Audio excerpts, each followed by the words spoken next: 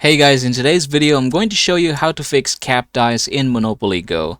So first things first, I just want to show you my dice here. As you can see, I have 39 out of 30 for my dice, and I'm going to show you how to increase that one. So first things first, we're going to go ahead and click the friends button down below.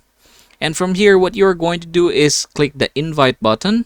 Now, the reason why we are here is because if you are going to invite someone, basically you are going to earn dice. So as you can see here, the first one is going to be 20 dices.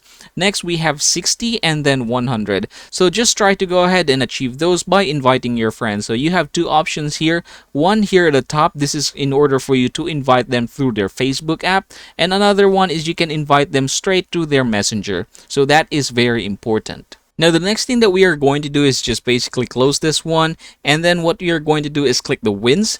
So just go ahead and tap that button in the bottom left corner.